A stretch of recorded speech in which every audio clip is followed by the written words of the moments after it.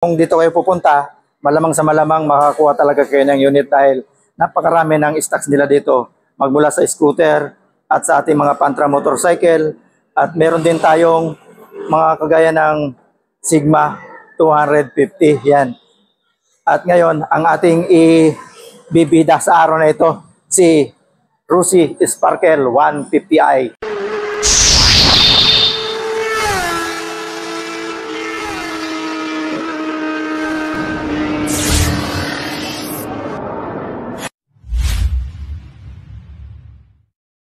Good morning mga kabiyahe. Andito tayo muli sa Rusi, San Nicolas Tres, Bacoor, Cavite.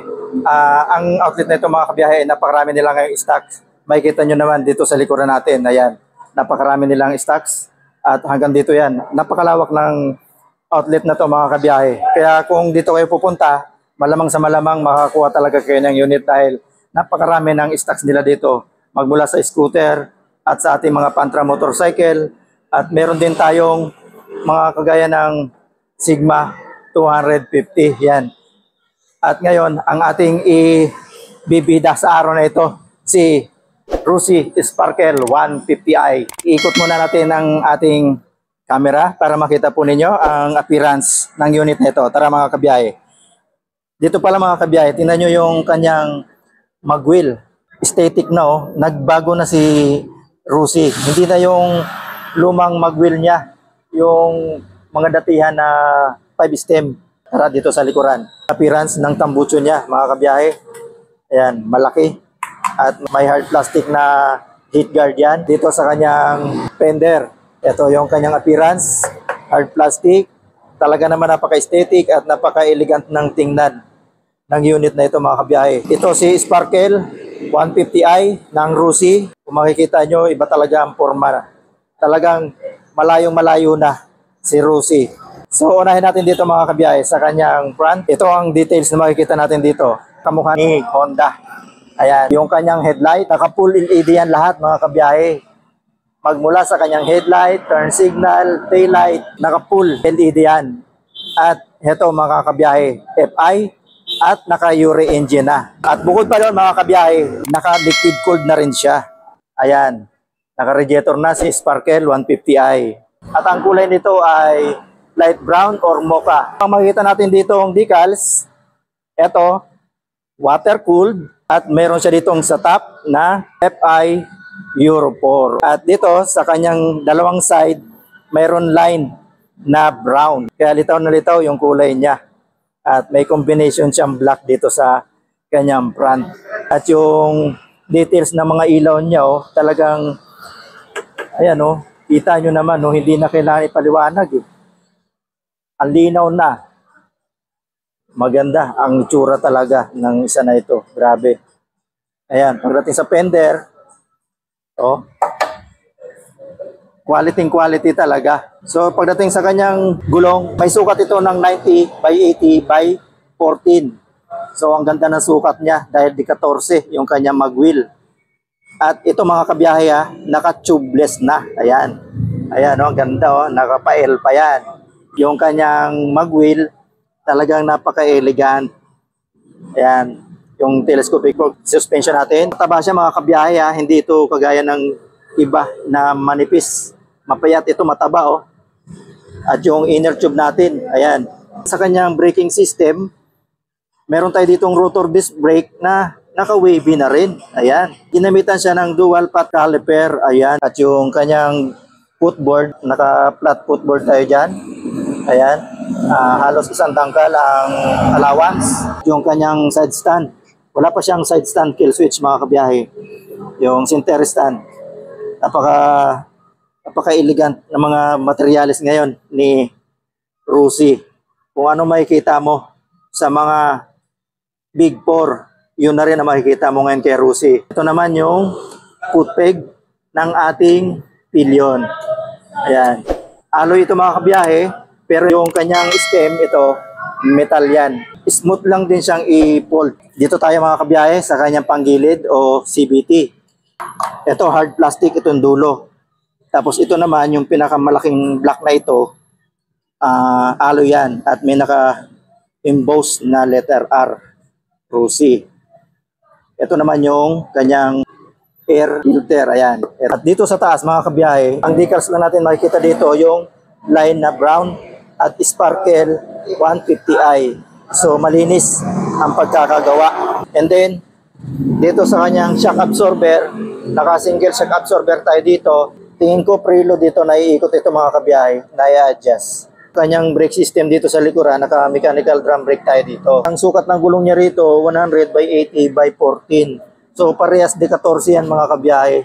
Hindi siya mahirap hanapan ng gulong if magpapalit na tayo ng goma. Yung kanyang taillight, naka-LED na rin yan mga kabiyahe. Ito yung park light, ito yung signal light, yan signal light. May park light, then may stop light yan. Ayan. Tapos dito naman sa baba, yung kanyang mga turn signal, puro na rin yan, naka-LED. And then, ano yan, rubberized yan mga kabiyahe. Kahit sanggi-sanggi nyo yan, hindi yan basta-basta mapuputol kasi rubber ito, nagbabounce-bounce lang siya. So talagang sumusunod na rin sa technology si Sparkle 150i. At dito mga kabiyahe, ito may ilaw to sa baba.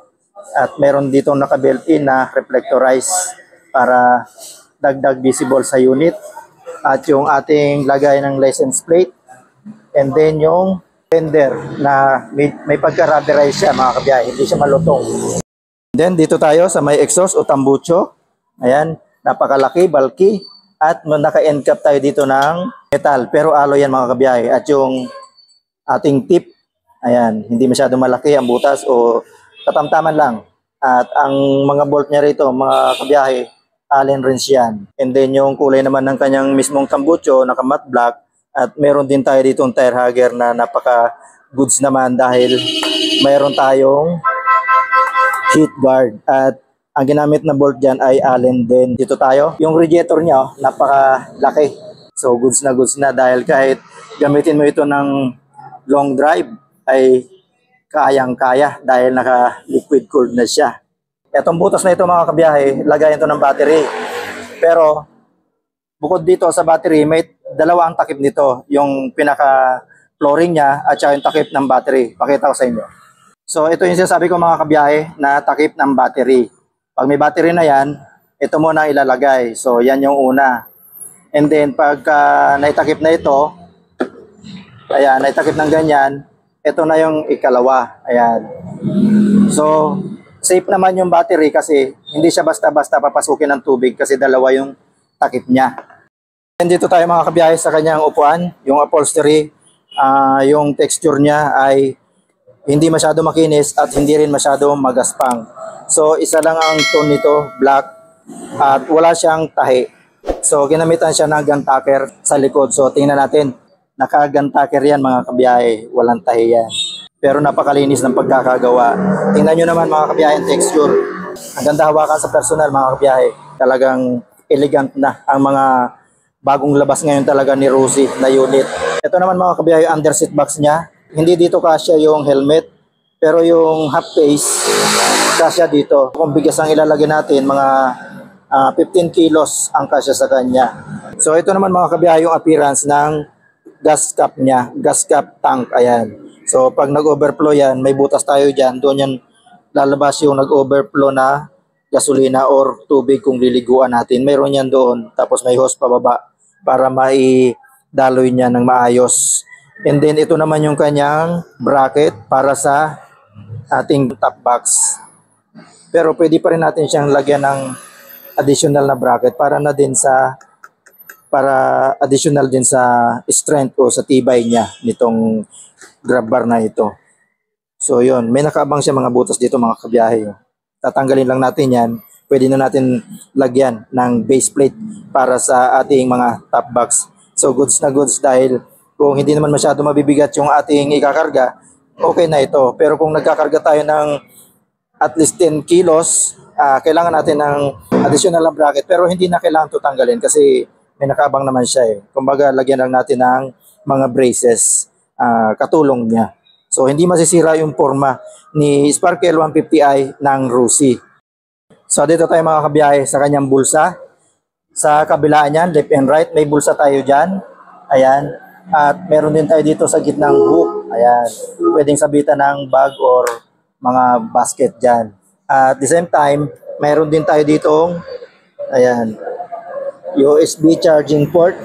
So goods na rin yan dahil pag kinabitan natin ng cable yan, ay gagana na yung ating mga gadget para hindi tayo malobat.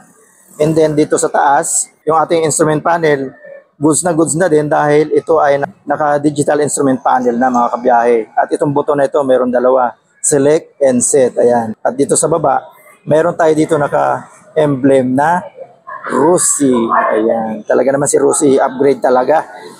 So dito sa kaliwa mga kabiyahe, ito yung ating brake lever sa likod na napaka-smooth, masarap piga-pigain. At ito sa likod mga kabiyahe, mayroon din tayo na naka-built-in dito na passing light. Ayan. At dito sa ibabaw, napaka-aesthetic din ang kanya mga switch. Tayo po ay talagang natutuwa dahil si Rosin naman ay ginagawa niya ang lahat para lang makasabay sa Big 4. Kaya naman, tayo pa rin ang magbe-benefits niyan mga kabiyahe dahil siya nga po ay nag-upgrade sa kanyang unit. At heto, balik tayo sa topic. Mayroon din tayo dito naka-built-in na switch ng hazard. Ayan, ito yung ating turn signal, yung bosina na napaka-aesthetic na mga switches. Dito sa kanan, ang makikita natin dito mga switches, ito gaya ng electric starter on and off ng headlight, engine kill switch mga kabiyahe. At yung brake lever naman natin sa unahan. Mga kabiyahe, nabanggit ko nga kanina na talaga naman ang technology ni Rusi 150i ay umaangat na. Heto na pala siya. 150 EFI technology. Ayan. Silipin naman natin mga kabiyahe yung kanyang susi o yung kanyang key. May dalawang susi siya ditong mahaba. At yung kanyang ignition switch na naka-shutter lock na rin yan. Hindi man siya keyless pero okay na rin dahil naka-shutter lock naman siya. So mga kabiyahe, puntahan natin ang kanyang presyo. Kung kukunin natin mga kabiyahe ng cash, meron po siyang 75,000. Ayan po yung kanyang SRP. At kung kukunin natin ang installment, ito po ay may down payment na 5,000. At sa 1 year naman mga kabiyahe, mag-monthly tayo dito ng 7,725. Ayan po para sa 1 year. At sa 2 years naman, 4,350 pesos sa 2 years. At sa 3 years naman mga kabiyahe, 3,225 pesos. Ayan. At kung updated kayo mga kabiyahe sa pagbayad sa unit na ito, magkakaroon po tayo ng 300 pesos na rebate. So ito naman mga kabiyahe, ang position natin dito. Ang height natin, 5'6". Gawin nyo akong reference sa unit na ito. Ayan yung ating paa. Naka flat-footed pa tayo dyan mga kabiyahe at medyo nakatuwid na yung ating tuhod. Kayang-kaya pa rin ito ng kahit mga 5'2", 5'3". Ayan. Medyo may kataasan na yung kanyang upuan. Yun mga kabiyahe, ang ating review kay Sparkle 150i ng Rusi. Kung nagustuhan nyo po yung unit na ito, punta lang po kayo dito sa Rusi, San Nicolas 3, Bacoor, Cavite. At bukod po dito, marami po tayo mapagpipilian dito. Mga scooter, Pantra motorcycle, meron din dito mga classic, 250 Sigma, ayan, meron sila dito mga kabiyahe, available yan dito. At sa mga scooter natin mga kabiyahe, marami tayong mga pagpipilian, Sparkle 125, Sparkle 150, ito nga po yun. Meron tayong bagong Quest, ayan, Rusi Quest, meron na rin po dito. Meron din tayo mga wave style, ayan, yung mga surf, ayan. Marami sila dito mapagpipilian mga kabiyahe. At ako po ay bumabati sa inyo ng maligayang Pasko po at maligong bagong taon. Tayo po ay malapit na naman magtapos ang taon. Kaya naman tayo po ay magkakaroon ng gift giving ngayong December 27. Maghahanap po tayo ng mga tao mapagbibigyan pero ang kaya lang po nating bigyan ay 50 families. Dahil tayo po ay nabigyan, may nag-sponsor po sa atin, sa ating channel na makapagbigay sa 50 families ng grocery gift pack. Ayan, gaganapin nga po natin yan sa December 27. Hindi ko man po mailalive pero yan po ay ipapakita natin sa inyo para naman doon po sa mga gustong mag-sponsor din mga kabiyahe. Tayo po ay tumatanggap at tayo po ay magiging transparent sa lahat ng inyong ibibigay. Ipapakita namin ang buong resibo at kung magkano man po ang inyong ibibigay ng kunting tulong para sa lahat po na mapagbibigyan natin. Kaya naman, andito po tayo, Biyahe ni Frank. Nagpapasalamat unang-una sa nag-sponsor. Sa December 27, magbibigay po tayo ng 50 gift packs para sa 50 families. Ayan, maraming salamat po, pauna na po yan. At sa iyo po nanonood, maraming salamat dahil malaki po ang ambag mo sa ating channel dahil sa isang nood po ninyo at meron pong advertise, huwag nyo naman i-skip dahil yan po ay tulong nyo na sa ating channel. At kapag lumaki po ang ating channel, mas malaki po ang ating matutulungan. Ayan, maraming salamat po at shout out sa inyong lahat. Sa lahat ng pumapasok sa Biyahe ni Frank, sa ating YouTube channel, TikTok at sa ating Facebook page. Ayan, shout out po sa inyong lahat. Merry Christmas and Happy New Year. Shout out na rin po sa staff ni Sir Angelo dito sa Rosie, San Nicolas Tres, Bacoor, Cavite. Kita-kits muli tayo, Biyahe ni Frank. God bless.